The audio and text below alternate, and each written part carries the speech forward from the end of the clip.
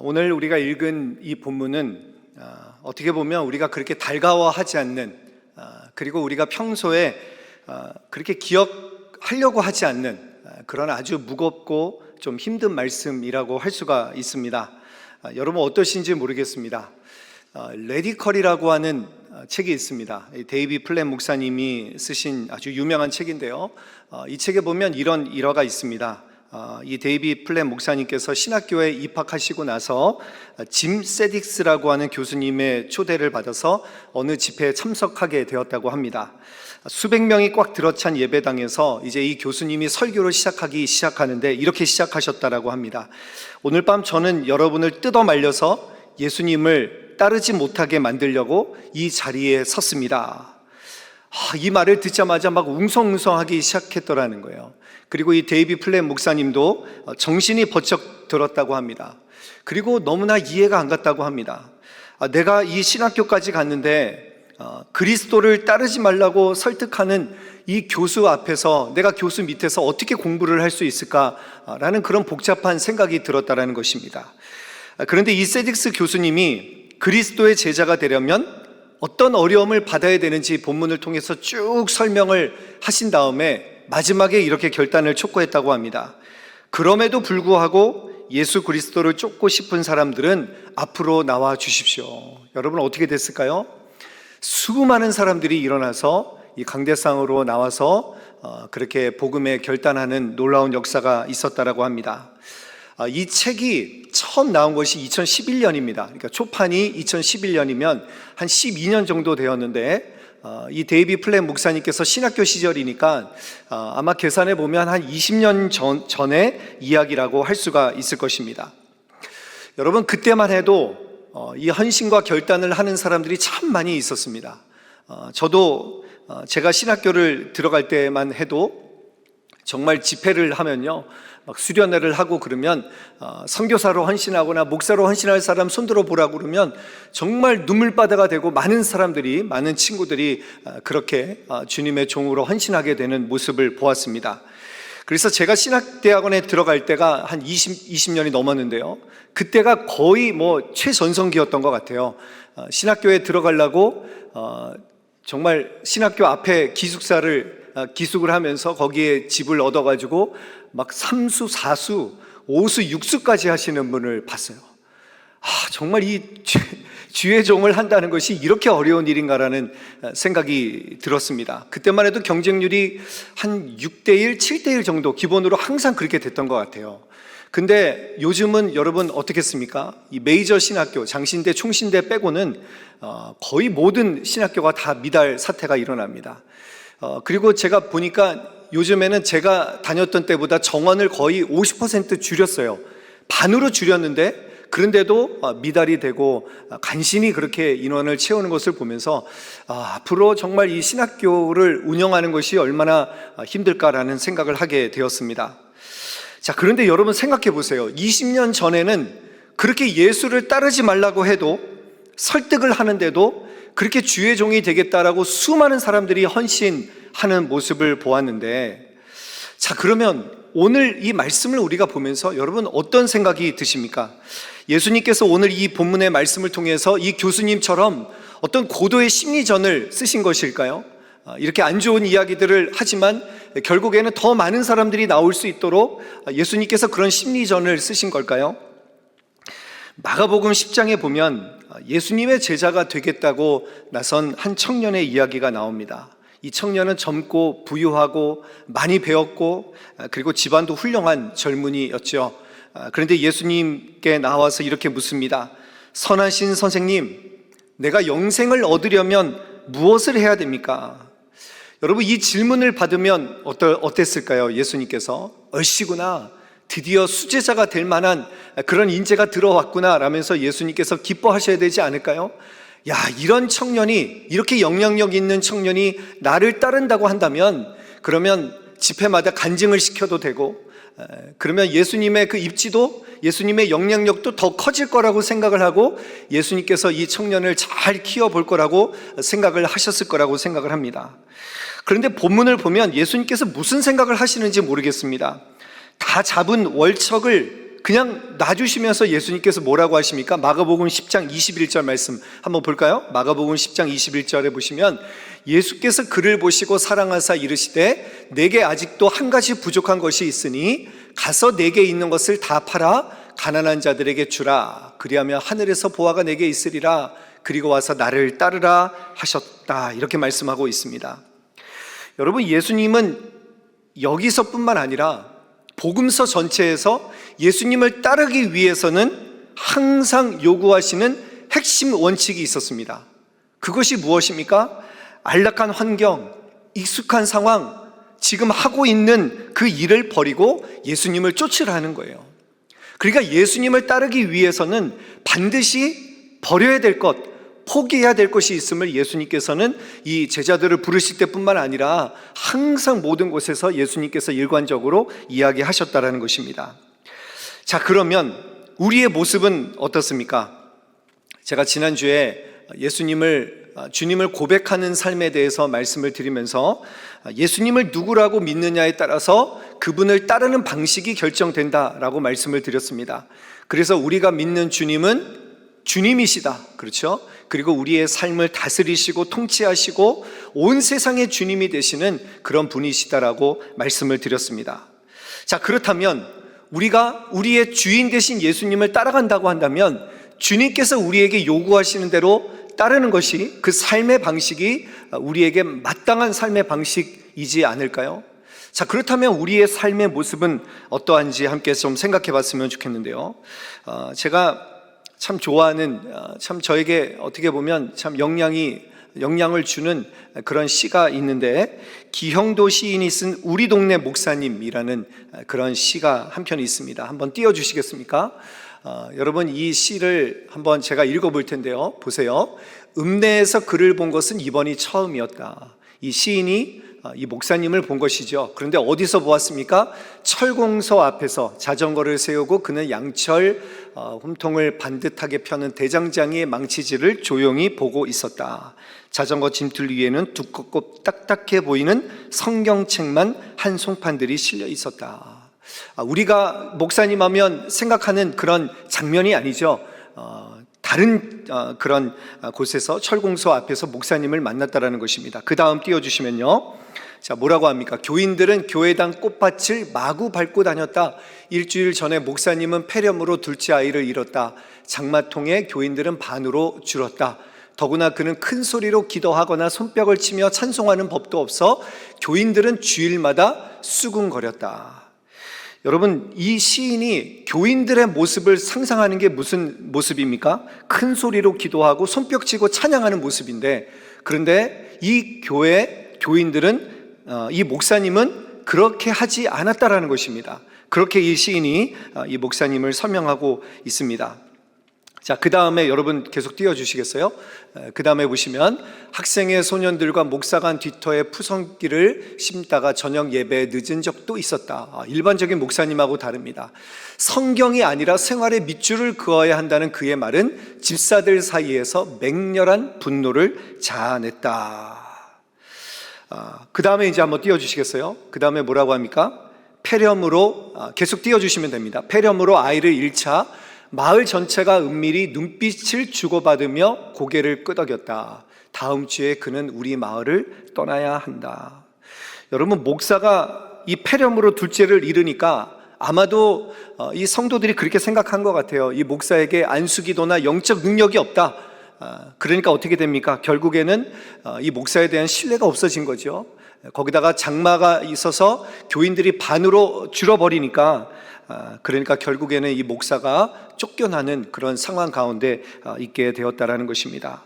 자, 그 다음에 아까 말씀드렸죠. 성경이 아니라 생활의 밑줄을 그어야 된다. 그 행동을 중시하는 이 목사님의 모습에 교인들이 분노하는 모습을 보여주고 있습니다. 그리고 이제 마지막 보세요. 저녁 공기 속에서 그의 친숙한 얼굴은 어딘지 조금 쓸쓸해 보였다. 네, 이제 됐습니다. 여러분, 이 시를 읽으면서 어떻습니까? 제가 이 설교를 준비하면서 이 시를 다시 몇 번 읽어봤어요. 참 씁쓸한 모습 아닙니까? 아무도 이 목사님을 이해하려는 교인들이 없습니다. 어떻게 보면 이 교인들은 자기들의 기득권을 지키고 편안하게 신앙생활하기 위해서 그렇게 목사님을 쫓아낸 거라고 생각을 합니다. 행동을 중시하는 목사님, 그 목사님의 말씀에 성도들은 오히려 불편함을 느끼고 분노하는 모습을 보여주었습니다. 성도들과 이 목사님 사이에 상당한 괴리가 느껴지는 그런 시라고 할 수가 있습니다. 저는 이 시가 정말 한국교회의 그런 단면을 그렇게 잘 보여주는, 우리의 현실을 잘 간파한 시라고 그렇게 생각을 합니다. 성경의 밑줄을 긋지 말고 삶의 밑줄을 그어라. 여러분, 저는 이 말이 너무나 다가오는 것 같아요. 지금 한국교회의 위기가 무엇입니까? 한국교회의 문제가 무엇입니까? 우리가 예배당에 모여서 두 손 들고 막 우리가 뜨겁게 하나님을 찬양하고 예수님을 경배하는 것처럼 보이지만, 실상에는 우리는 성경에 나타난 예수님의 말씀을 따라가는 것이 아니라, 어떻게 보면 나는 나 자신을 경배하고 그렇게 나를 찬양하고 있는 것이 아닌가.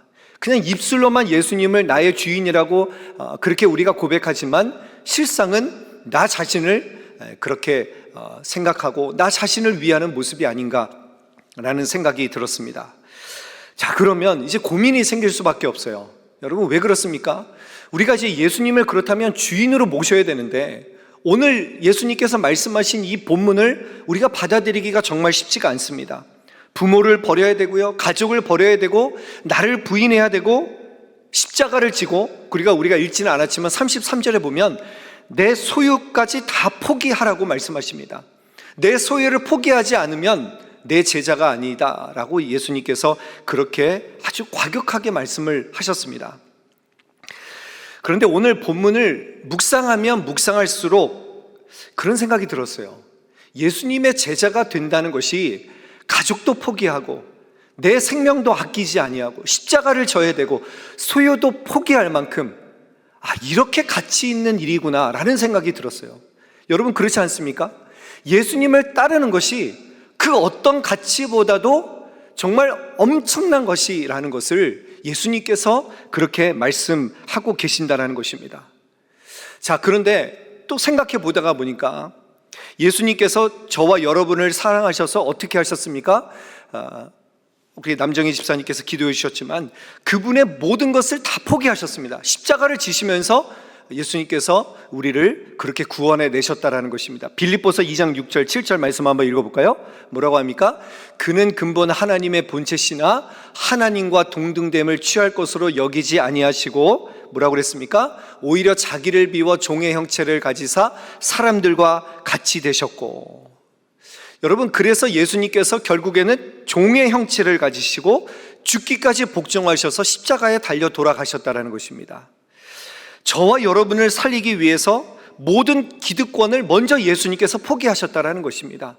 저와 여러분을 살리기 위해서 예수님께서 종의 모습으로 십자가를 지셨다는 것입니다. 그러니까 사도 바울은 이 예수님을 만나니까, 자기의 모든 것을 다 아끼지 아니하시고 주신 예수님을 만나니까 사도 바울이 어떻게 됩니까? 자기의 모든 부귀와 영광과 인기와 권리를 다 배설물로 여겼다라고 성경은 우리에게 그렇게 말씀하고 있다는 것입니다. 그러니까 예수님을 따라가는 사람은 어떤 사람인가요? 예수님이 정말 모든 것을 포기할 만큼, 그렇게 모든 것을 내가 다 바쳐도 될 만한 그 엄청난 가치가 있다는 것을 발견한 사람이 예수님을 그렇게 따라가는 것입니다. 여러분, 이런 사람은요, 예수님을 따르지 말아야 될 수만 가지 이유를 대도 끝까지 목숨을 걸고 예수님을 따라갈 수밖에 없는 거예요. 왜냐하면 삶의 모든 목표와 내 모든 방향이 예수님을 따라가는 것이다라는 것을 깨달았기 때문에 그렇다는 것입니다. 여러분, 그래서 제자들이 어떻습니까? 제자들이 처음에는 세속적인 영광을 구합니다. 여러분, 이 야고보와 세베대의 아들 야고보와 요한이 처음에는 예수님께 뭐라고 합니까? 한 자리를 구하잖아요. 세속적인 영광을 구했습니다. 그런데 이들이 정말 십자가에 지신 예수님, 모든 것을 주신 예수님을 만나고 나서 어떻게 됩니까? 야고보는 이 12제자 중에서 첫 번째 순교자가 됩니다. 요한은 끝까지 살아서 반모섬에 유배되어서 요한계시를 쓰고 살아있는 순교자로서 끝까지 교회를 지키는 모습을 보게 됩니다. 예수님을 3번이나 부인했던 베드로는 마지막에 십자가에 거꾸로 그렇게 달리는 모습을 우리는 역사를 통해서 알 수가 있습니다. 예수님이 전부를 우리에게 주셨다라는 것을 깨닫는 순간 이 제자들은 자기들의 전부를 다해서 예수님께 반응을 했다라는 것입니다. 여러분, 왜 신앙생활이 힘들까요? 왜 신앙생활이 잘 안 되는 것 같을까요? 예수님은 우리에게 전부를 주셨는데 내가 전부로 반응하지 않기 때문에 그렇지 않습니까? 내가 온 마음 다해 나의 정성과 나의 힘과 나의 뜻을 다해서 내가 그렇게 하나님을 따르고 있는가? 그것이 바로 우리의 신앙생활의 문제라는 것입니다. 오늘은 삶으로 증명하라 세 번째 시간입니다. 제가 첫 번째 시간에는 뭐라고 그랬습니까? 주님을 만나는 삶, 주기도문에 대해서 살펴봤고요. 두 번째는 주님을 고백하는 삶, 우리가 고백하는 사도신경에 대해서 살펴봤고요. 오늘은 주님을 따르는 삶, 그리고 십계명을 우리가 살펴볼 시간입니다.